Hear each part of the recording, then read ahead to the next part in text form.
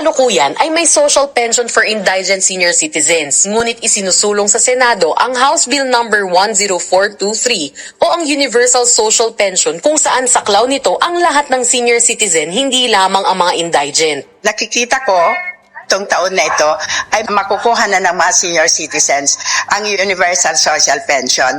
Kasi siguro naman pagdating ni kay Presidente, alam ko pipirmahan ni Presidente dahil alam niya na ito ang gusto ng mga senior citizen at mahal ng ating mahal na Pangulo Bongbong Marcos ang mga senior citizen. Pangkalahatan na po ito.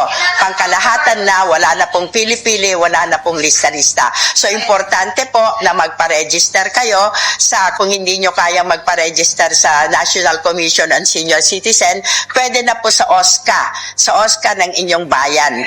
Ang mga programang ito ay patunay na ang ating mga senior citizen ay hindi nakakalimutan at sila ay pwede makipag-ugnayan sa OSCA at DSWD dahil ang pag-aalaga sa nakatatanda ay paggalang sa ating pinanggalingan.